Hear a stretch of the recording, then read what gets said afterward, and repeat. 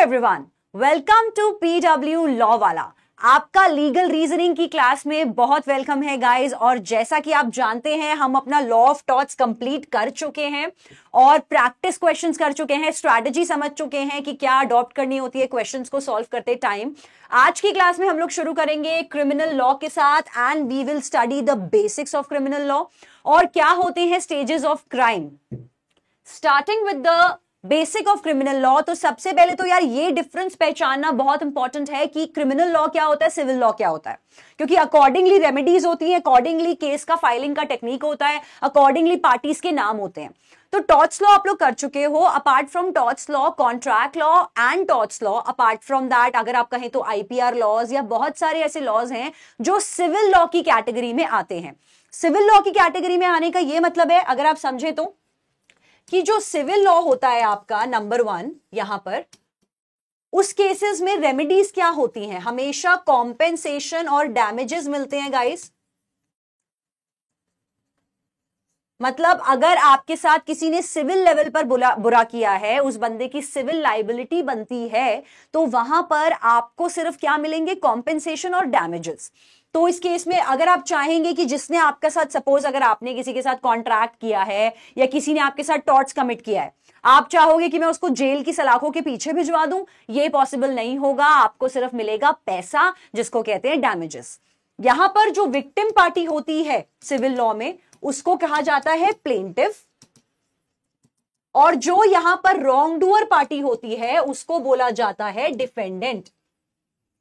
तो ये तो रही क्रिमिनल लॉ की बात। सिमिलरली अगर क्रिमिनल लॉ में आपने कुछ बुरा किया है किसी के साथ, तो वो बंदा विक्टिम पार्टी है, वो आपके खिलाफ खुद कोर्ट में केस फाइल करेगा जाने के बाद। लेकिन that is a difference between criminal law and civil law. Criminal law में हमेशा जो केस फाइल करता है उस केस का टाइटल होता है प्रोसिक्यूशन वर्सेस अक्यूज्ड। तो अब अगर इसको मैं समझाऊं तो प्रोसिक्यूशन में अगर क्राइम हुआ है स्टेट ऑफ कर्नाटका में और जो अक्यूज्ड है उसका नाम है गोपाल, गोपाल है थीफ, और गोपाल ने चोरी करी है किसके घर में, राम के घर में चोरी करी है गोपाल ने। तो विक्टिम पार्टी तो राम है। आप सोचेंगे कि टाइटल होना चाहिए राम वर्सेस गोपाल, लेकिन ऐसा नहीं होता गाइस, वो सिविल लॉ में होता है।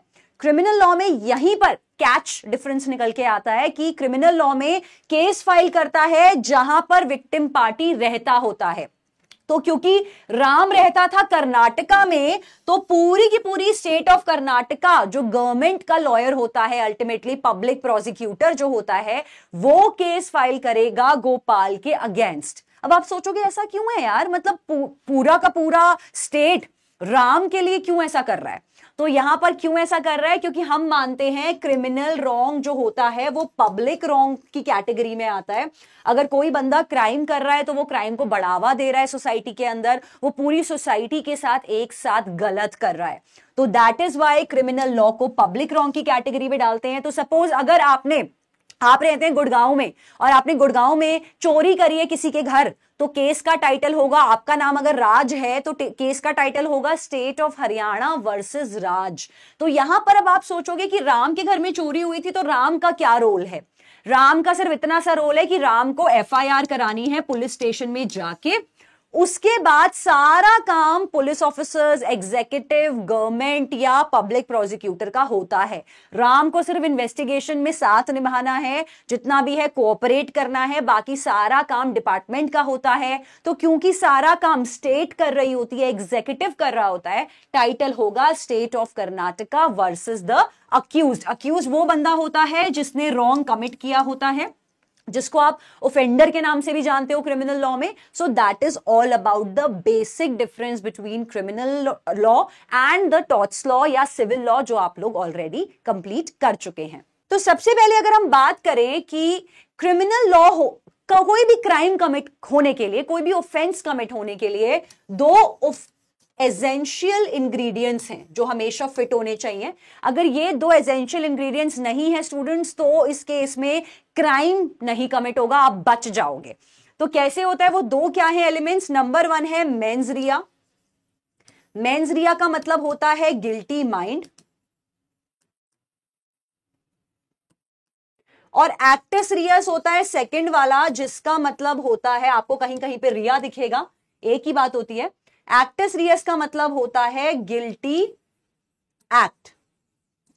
तो अल्टीमेटली यहां पर अगर आपने कोई भी क्राइम कमिट किया है, सबसे पहले यह चेक किया जाएगा कि आपने एक्टस रियस किया, कि एक्ट किया, और उस एक्ट के पीछे आपका माइंड गिल्टी होना बहुत जरूरी है। मतलब सोचो कि तुम्हारे मन में थॉट आ गया कि किसी के घर में चोरी करनी है या किसी को जान से मारना है। बहुत दुश्मन होते हैं लाइफ में, हम लोग बहुत बार बहुतों को सोचते हैं मारने की, लेकिन नहीं मारते ना, क्योंकि हम घबराते हैं कानून से। हम एक्टस रियस नहीं करते हैं, सिर्फ मेंस रिया करते हैं। तो अगर सिर्फ मेंस रिया करोगे ना यार, तो कोई पनिशमेंट नहीं मिलती है, एक्टस रियस भी होना चाहिए। तो एक्टस रियस मतलब जैसे ही आपके मन में थॉट आया था जो चल किसी को मार देता हूं, तो अगर आप उसके घर में घुस गए हो, उसका गला दबा रहे हो, एकदम से पुलिस आ गई, तो आपने मारा तो नहीं, लेकिन सिर्फ अटेम्प्ट लिया है। अटेम्प्ट हम पढ़ेंगे अभी स्टेजेस ऑफ क्राइम में, और वो भी पनिशेबल होता है स्टूडेंट्स। तो पहले बेसिक करते हैं। मेंस रिया मतलब हो गया कि आपके मन में थॉट आया था किसी को मारना है, और जब, या कुछ भी क्राइम करना है जो आईपीसी में मेंशन्ड है, तो अगर आप वो क्राइम करना चाहोगे और उसके बाद वो क्राइम करने के साथ साथ आपने कोई ना कोई डेलिबरेट एक्ट अगर कर दिया, तो दोनों एसेंशियल इंग्रेडिएंट्स जैसे ही फिट हो जाएंगे, ये मान लिया जाएगा कि आपने एक क्रिमिनल ऑफेंस कमिट कर दिया है। नाउ अगर आप सोचेंगे कि मेंस रिया नहीं है, ऐसा भी ऐसे सिनेरियोज होते हैं, आप लोग पढ़ेंगे आने वाली क्लासेस में, जिसका टॉपिक है जनरल एक्सेप्शंस। तो जो जनरल एक्सेप्शंस हैं वो सेक्शन 76 से 106 के बीच में फॉल करते हैं। जनरल एक्सेप्शंस का मतलब है कि अगर आपने कोई क्राइम कमिट कर दिया, तो सेक्शन 76 से 106 बनाए गए हैं आपको उस क्राइम से बचाने के लिए। तो जब क्राइम से बचाएंगे, मतलब आप ये समझ लो क्राइम तो तुमने कर दिया है ना बॉस, एक्टस रियस तुम कर चुके हो, तभी तो तुमको बचाव के तरीके ढूंढने पड़ रहे हैं।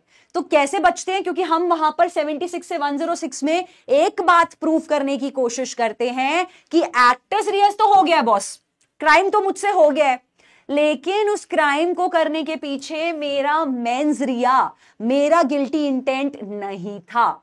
तो ये बात जैसे ही आप प्रूफ कर देंगे कि गिल्टी इंटेंशन नहीं थी लेकिन गलती से क्राइम हो गया, तो वहां पर आप बच सकते हो। किस किस तरीके से होता है मेंस रिया? 4 तरीके हैं। पर्पस देखना कि आपने एक्चुअली क्राइम किया क्यों, मोटिव ढूंढना क्राइम के पीछे, पर्पस ढूंढना, वहां आपकी इंटेंशन दिख जाती है। इंटेंशन तुमने कहीं दीवार पे तो अपनी लिखी नहीं होती है, इंटेंशन कहां दिखती है? एक्शन से। अगर यार मैं नॉर्मली रोड पे चल रही हूं, किसी को गलती से थप्पड़ लग जाएगा, इसका मतलब शायद गलती से मेरा हाथ ऐसे चला गया। लेकिन अगर मैं रोड पे चल रही हूं, किसी को मैंने ऐसे छुरा मार दिया गलती से यहां पर, तो लोग समझ जाएंगे कि गलती से नहीं हुआ, मानसी ने डेलिबरेटली बंदे को मारना चाहा होगा। तो एक्शंस में दिख जाता है कि आपका इंटेंशन क्या था।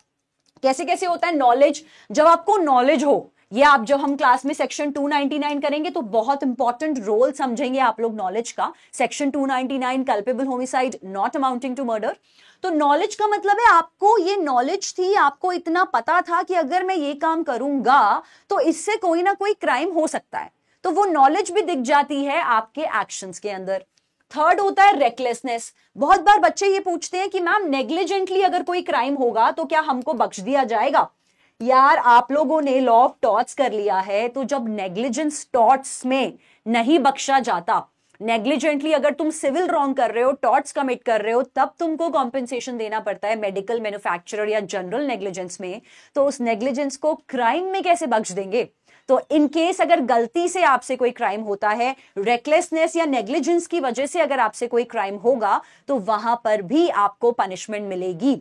सेक्शन 304A में ऐसा ही है, डेथ बाय नेग्लिजेंस, कि आप कोई रैश या नेग्लिजेंट एक्ट कर रहे थे और किसी की डेथ अगर हो जाती है उस एक्शन की वजह से, तो नेग्लिजेंस में भी कोई भी क्राइम, डेथ हो या कोई भी क्राइम, अगर आपने नेग्लिजेंटली किया है तो भी उसको मेंस रिया का पार्ट ही माना गया है आईपीसी के अंडर।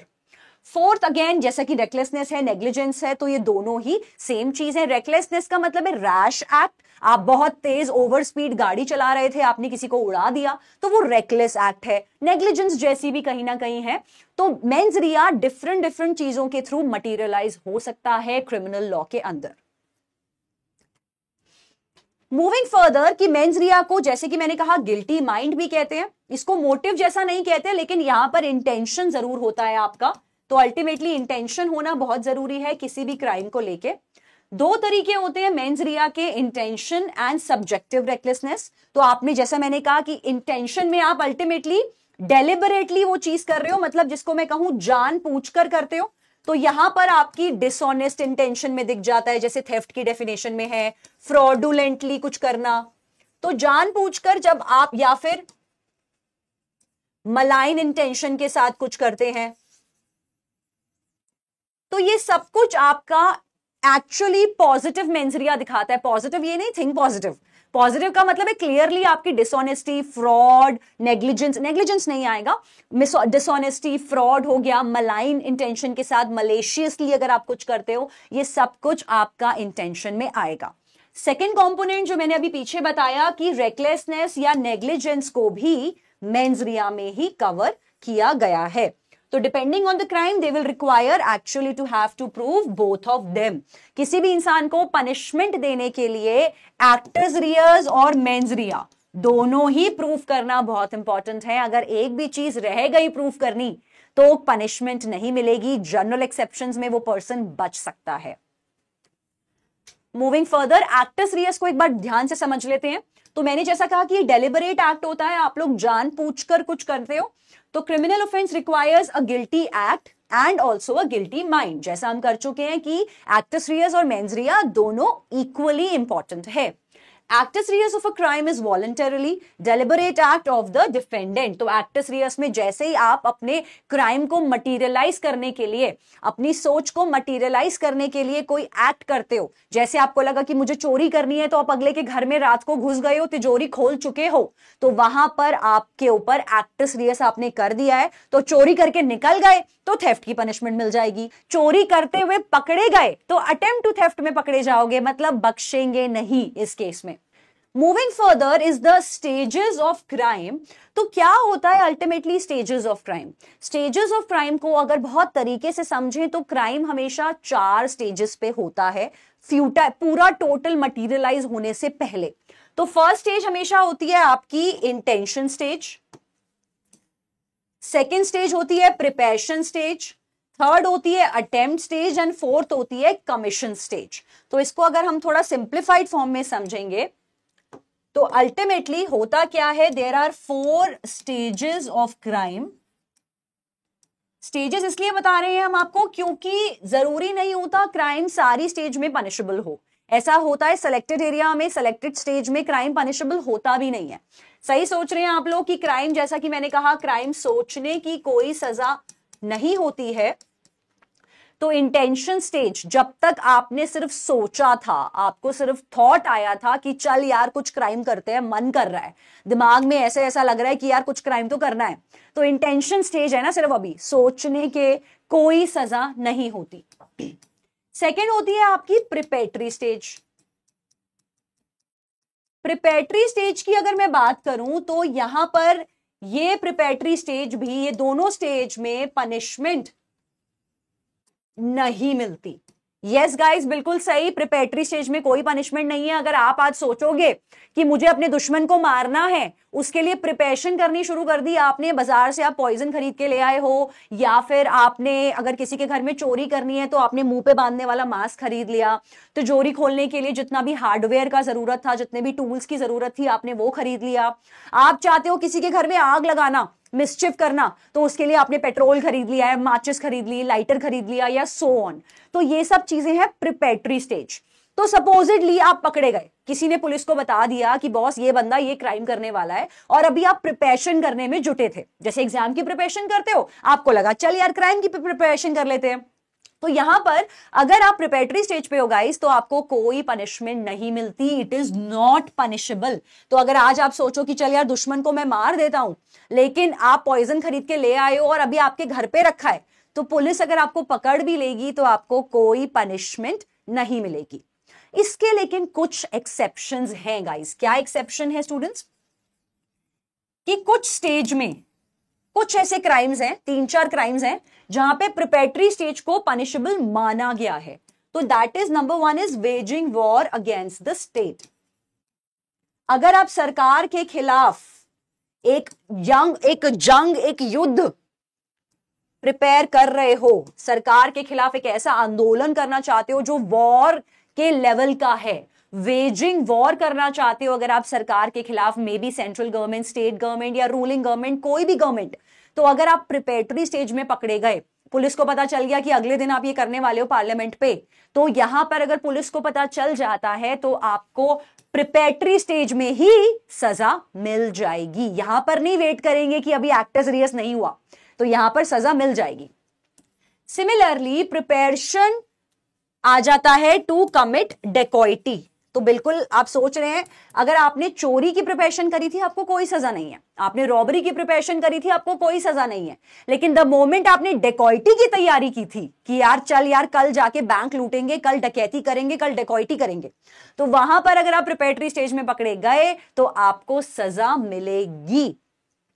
थर्ड होता है कि अगर आपके पास पोजेशन है, किस चीज का पोजेशन, पोजेशन का मतलब कोई चीज अपने पास होना, तो possession of counterfeited currency, false weights अगर आपके पास हैं, या फिर फोर्ज्ड डॉक्यूमेंट्स, अगर आपके पास इन तीनों में से कोई भी चीज का सिर्फ पोजेशन है, काउंटरफीटेड करेंसी या कोई भी डॉक्यूमेंट, फोर्ज नकली डॉक्यूमेंट, आपका डेट ऑफ बर्थ सर्टिफिकेट अगर नकली है, अगर आपका मैं बोलूं डिग्री या मार्कशीट कोई नकली है, या आपके पास ऐसे वेट्स हैं जो फॉल्स हैं, मतलब जो गलत तोलते हैं, कि डेयरी वाले भैया के पास ना ऐसी वाली वेइंग मशीन है जो 2 किलो की जगह हमेशा 1.5 किलो दूध ही तोलेगी, तो ये फॉल्स वेट्स हैं जो गलत वेट्स दिखा रहे हैं। ये होना, कोई भी नकली कागजात होना, या कोई भी काउंटरफीटेड करेंसी होना, मतलब आपके पास 2000 का नकली नोट है या आपके पास कोई कॉइन्स हैं जो नकली हैं, तो यहां पर सिर्फ और सिर्फ पोजेशन होना, मतलब अभी आपने इस्तेमाल भी नहीं करे हैं। स्टूडेंट्स ध्यान से सुनेंगे कि आपने इस्तेमाल नहीं करे हैं, सिर्फ इन वाले डॉक्यूमेंट्स का, इन वाली करेंसी का या इस तरीके के वेट्स का होना ही अपने आप में पनिशेबल है। इसके पीछे लॉजिक पता है क्या है? आप ये सोचो, अगर आप ऐसे डॉक्यूमेंट्स लेके बैठे हो तो डेफिनेटली आप जिंदगी में किसी ना किसी का बुद्धू या बेवकूफ बनाने के लिए बैठे हो। क्यों रखा है आपने फेक मार्कशीट? क्योंकि आप किसी कॉलेज में एडमिशन लेना चाहते हो। क्यों रखी है आपने अपने पास फेक करेंसी? क्योंकि आप उसको नोटों में चलाना चाहते हो। क्यों रखा है आपने अपने पास फॉल्स वेट्स? क्योंकि आप गलत वेट को तोल के किसी और को बेवकूफ बनाना चाहते हो। तो पोजेशन होना भी अपने आप में पनिशेबल है। तो यही कुछ क्राइम्स है जिनका प्रिपेरेटरी स्टेज पनिशेबल होता है। इसके अलावा मर्डर, थेफ्ट या किसी भी क्राइम की बात की जाए, वहां पर preparatory stage is not punishable at all. There comes my third stage of crime, that is known as attempt.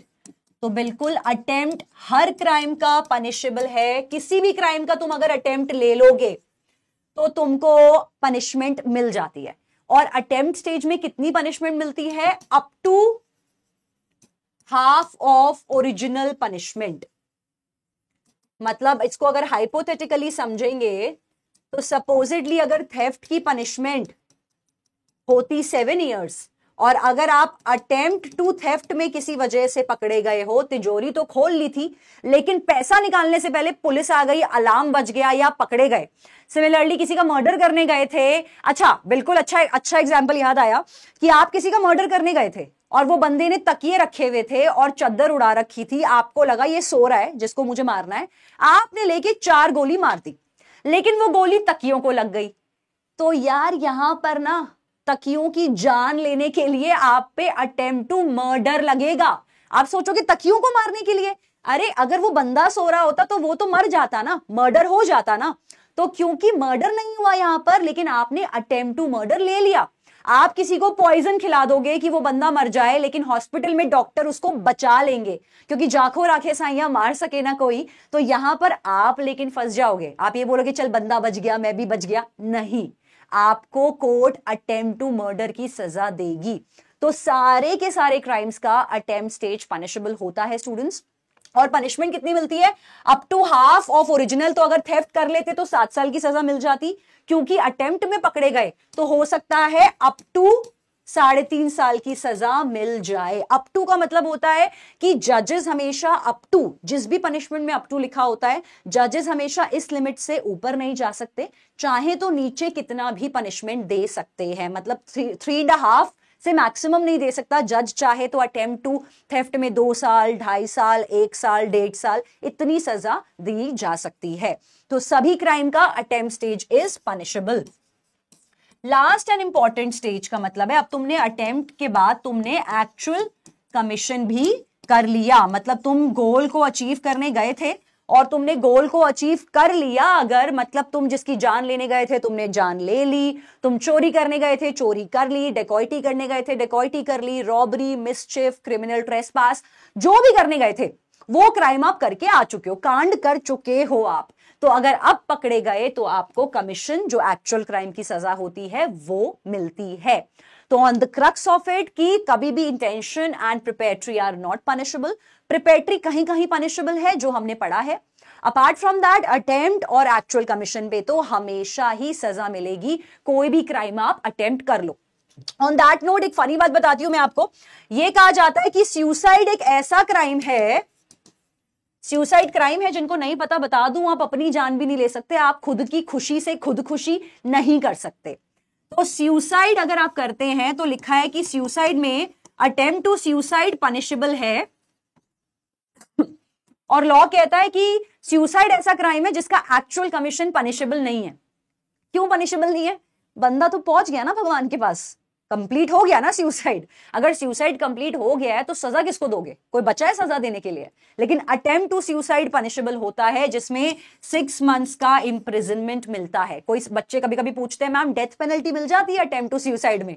अरे जो तुम चाहते हो वो थोड़ी ना मिलेगा, मरना चाहते हो तो ये थोड़ी ना आजा तेरे को फांसी पे लटका के मार देते हैं। तू घर के पंखे से नहीं लटक पाया किसी वजह से, सीलिंग नीचे गिर गई है तो आजा तेरे को हम लोग फांसी पे लटका देते हैं। ऐसा नहीं होता है। अटेम्प्ट टू सुसाइड में 6 मंथ्स का इंप्रिजनमेंट होता है। एट टाइम्स ना स्टूडेंट्स गेट कंफ्यूज्ड कि मैम अटेम्प्ट और प्रिपरेशन में क्या डिफरेंस होता है, और बहुत इंपॉर्टेंट है समझना क्योंकि क्लैट आपको ऐसे ही क्वेश्चंस देगा। क्लैट क्या करेगा, आपको पैसेज के अंदर स्टेजेस ऑफ क्राइम लिख देगा, थोड़ी बहुत एक्स्ट्रा डिटेल लिख देगा कि क्या होता है इंटेंशन, क्या प्रिपरेशन, क्या अटेम्प्ट, क्या एक्चुअल कमीशन। ठीक है, समझ लिया। क्वेश्चन अब आ रहे होंगे, क्वेश्चन में ऐसे ऐसे क्वेश्चंस आएंगे जिसमें कि ये बोला जाएगा कि यार ये बंदा इस टाइम पे ये चीजें कर रहा था तो क्या इसको पनिशमेंट मिलनी चाहिए। तो वहां पर आपको ये देखना है कि क्या कंफ्यूजन क्या आती है कि ये प्रिपेटरी पे था या ये अटेम्प्ट पे था।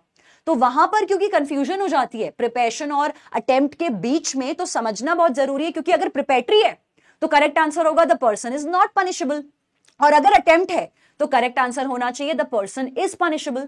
तो डिफरेंस समझना बहुत इंपॉर्टेंट है अटेम्प्ट और प्रिपेटरी के बीच में। तो क्या डिफरेंस है, एक बहुत सिंपल सी बात से बताना चाहूंगी कि यार आपने ना, आपके सामने वो है लाइक आपने तीर कमान से निकालना है, आपने आर्चरी करनी है। तो प्रिपेटरी वो है जब तक आप धनुष के अंदर वो लगा रहे थे उसको, जो भी बो है उसको स्वॉर्ड को लगा रहे थे, सब चीजें कर रहे थे, निशाना ले रहे थे, तो दैट इज प्रिपेटरी। क्योंकि प्रिपेटरी से ये समझो कि प्रिपेटरी से नीचे आना पॉसिबल है, मतलब कि प्रिपेटरी से वापस इंटेंशन स्टेज पे जाना पॉसिबल है, मतलब बैकआउट करना पॉसिबल है, मतलब प्लान कैंसिल करना पॉसिबल है। अटेम्प्ट में ऐसा नहीं होता। तुमने क्या किया, अभी तक ये प्रिपरेशन थी, जैसे ही तुमने तीर कमान से निकाल दिया तो वो हो गया तुम्हारा अटेम्प्ट, क्योंकि अब वो हवा में है। अब अगर वो बुलजाई को हिट कर दिया, जिसको तुम मारना चाहते थे वो उसके यहां जाके लगा एंड द पर्सन डाइड, तो आप पे मर्डर लगेगा। और अगर आपका तीर मिस हो गया तो आप पे लगेगा अटेम्प्ट टू मर्डर।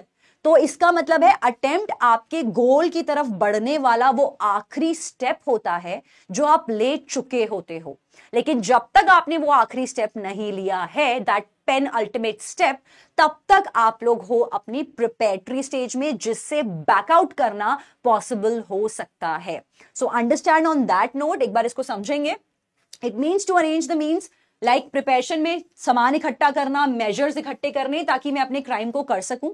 यहां पर मेंस रिया जनरली विजिबल नहीं होता, कभी कभी विजिबल होगा, लेकिन अगर मैं चाकू खरीद के लाई हूं मार्केट से तो ये नहीं समझ में आ रहा कि मुझे किसी का गला काटना है या मुझे टमाटर काटना है, तो वो क्लियर नहीं है। तो यहां पर जनरली पनिशमेंट इसलिए नहीं मिलती, कहीं कहीं मिलती है जो हम लोग क्लियर कर चुके हैं। और ये प्रीवियस स्टेज होती है अटेम्प्ट स्टेज की, यहां पर आपके पास अपॉर्चुनिटी होती है अपने आप को बचाने के लिए। अटेम्प्ट जैसा मैंने कहा पनिशेबल है, इट्स अ डायरेक्ट मूवमेंट कि आप अपने कमीशन की तरफ बढ़ चुके हैं कि चलो यार अब तो लास्ट स्टेप जो था अपने लिए वो ले लिया। जैसे थेफ्ट के लिए अगर मैं कहूं, जब तक आप अपने घर से निकले हो आप प्रिपेटरी स्टेज में हो। द मोमेंट आप बंदे के घर में घुस चुके हो, उसकी तिजोरी खोल चुके हो, अगर अब अलार्म बजेगा तो आप फंस जाओगे अटेम्प्ट टू थेफ्ट में। अब आप सोचेंगे मैम हम घर में पहुंचे हैं, पुलिस अगर पकड़ भी लेगी घर में घुसने के बाद तो हम बोल देंगे हमने थेफ्ट नहीं करा, हमने सिर्फ ट्रेसपास किया। बिल्कुल आप बच सकते हो वहां पर। अगर कोर्ट, हर चीज एविडेंस पे वर्क करती है, पूरा क्रिमिनल लॉ गाइस एविडेंस पे वर्क करता है।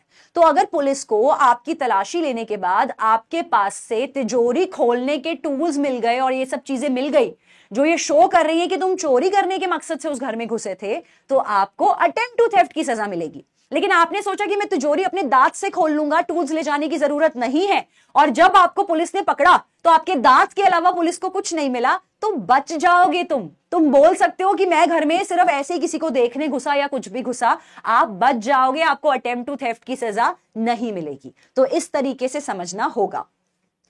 Mains Riya is visible, obviously attempt में दिख जाता है, जब तुमने तीर छोड़ दिया है तो मेंस रिया दिख रहा है कि तुम किसी को मारना चाह रहे हो, और ऑब्वियसली हमेशा इसको पनिशमेंट मिलती है अटेम्प्ट स्टेज में। It's a subsequent stage. Subsequent किसकी? प्रीवियस होती है आपकी प्रिपेटरी, उसके बाद आप जाते हो अटेम्प्ट की स्टेज पे। और यहां पर गाइस जैसा कि लिखा है no opportunity to defend, obviously यहां पर कोई बचाव नहीं है, प्रॉपरली पनिशमेंट मिलती है इस स्टेज ऑफ क्राइम की। ऑन दैट नोट एक इंपॉर्टेंट क्वेश्चन निकल के आ रहा है मेरे दिमाग में अभी, और बहुत अच्छा क्वेश्चन है, अगर आप चाहें तो आंसर कर सकते हैं डेफिनेटली अपने स्क्रीन से। तो ये है कुछ एक इंपॉर्टेंट क्वेश्चन, ध्यान से सुनेंगे। जो राम है वो अपने ओनर को मारना चाहता है, उसके लिए राम क्या करता है? He went to the hardware store. Hardware store जहां पे टूल्स, हथौड़ा वगैरह, किसी की जान लेने के लिए, किसी का दिमाग ठोकने के लिए या दीवार ठोकने के औजार जहां मिलते हैं, that is all about your hardware store. तो वहां पे हार्डवेयर स्टोर जाता है, हार्डवेयर स्टोर जाता है टू बाय द टूल्स। तो वहां पर अब आपसे ये पूछा गया है, जिस टाइम पे राम स्टोर की स्टेयर्स चढ़ रहा था to go buy the hammer, वो कौन सी स्टेज पे था? मैं क्वेश्चन अभी जरूर रिपीट करूंगी, आंसर पहले आप लोग मुझे बताएंगे। अटेम्प्ट, प्रिपरेशन, या थर्ड इज इंटेंशन। मतलब क्वेश्चन ये कहता है कि राम अपने मालिक को मारना चाहता है, अच्छा मालिक मिला है, लेकिन फिर भी राम का दिमाग हिल चुका है कि मारेंगे चलो मालिक को, तो मारना चाहता है और सोच रहा है कि हैमर से मारूंगा। तो हैमर खरीदने के लिए वो हार्डवेयर स्टोर में जाता है कि मालिक के सर पे उसका सर फोड़ दूंगा और जाके हथौड़ा खरीद के लाता हूं। तो मेरा क्वेश्चन ये है, बहुत ध्यान से समझेंगे, जिस मोमेंट वो हार्डवेयर स्टोर में घुस रहा होता है हैमर खरीदने के लिए, हैमर स्टोर फर्स्ट फ्लोर पे होगा, तो अब वो सीढ़ियां चढ़ रहा है हैमर स्टोर जाने के लिए ताकि वो खरीद ले वहां से हैमर, तो वो कौन सी स्टेज ऑफ क्राइम पर है? इसी तरीके के क्वेश्चंस आपसे क्लैट पूछता है तो दिमाग की बत्ती खोल के आंसर देंगे बिल्कुल सही। तो क्या होना चाहिए? अटेम्प्ट स्टेज पे है, प्रिपरेशन स्टेज पे है, या इंटेंशन स्टेज पे है इस टाइम पे राम? क्विकली मुझे अपने अपने आंसर्स बताइए चैट बॉक्स में। लेट्स सी, देखते हैं बच्चों ने कितना अच्छे से समझा है। कुछ बच्चों के सही आंसर्स हैं, कुछ थोड़ा जल्दी जल्दी में सोच के मुझे लग रहा है गलत आंसर कर रहे हैं। बहुत ध्यान से सोचिए गाइस, जिस टाइम पे स्टोर चढ़ रहा होता है, स्टेयर चढ़ रहा है, कौन सी स्टेज ऑफ क्राइम पे है वो? Correct answer is intention stage. बच्चों का आया है mix response and mostly students का मैंने देखा है आंसर आया है प्रिपरेशन स्टेज। नेचुरली यही थॉट आता था कि यार अब तो वो हैमर खरीदने जा रहा है तो प्रिपरेशन स्टेज पे पहुंच चुका। मैंने कहा अभी वो सीढ़ियां चढ़ रहा है, क्या पता सीढ़ियां चढ़ते चढ़ते, खरीदा नहीं है अभी तक, क्या पता सीढ़ियां चढ़ते चढ़ते उसका हृदय परिवर्तन होता, वो सोचता मालिक बहुत अच्छा है, हमेशा मेरे को टाइम पे पगार दे देता है, चल यार मैं उसको नहीं मारता, और वो वापस सीढ़ियां उतर के अगर अपने घर निकल जाता, तो कौन सी स्टेज पे था? इंटेंशन, क्योंकि अभी तक हैमर नहीं खरीदा गया। और मैंने आपसे पूछा है खरीदने जाते वक्त कौन सी स्टेज पे है, अगर वो खरीद के उतर रहा होता तो आंसर सही होता कि वो प्रिपरेटरी स्टेज में है।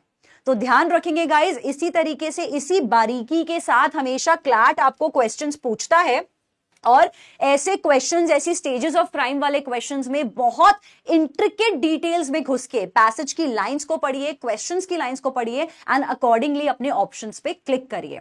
तब तक के लिए हम लोग अगले आने वाली क्लासेस में बहुत कुछ पढ़ेंगे क्रिमिनल लॉ को लेके। अभी सिर्फ स्टार्ट हुआ है, बेसिक शुरू हुए हैं। आने वाली क्लासेस में हम लोग जनरल एक्सेप्शंस और बहुत सारे ऑफेंसेस, कल्पेबल होमिसाइड 299 300, जितने भी ऑफेंसेस हैं property related, मिसचिफ, dacoity, criminal misappropriation, बहुत कुछ है गाइस क्रिमिनल लॉ में और काफी इंटरेस्टिंग भी है।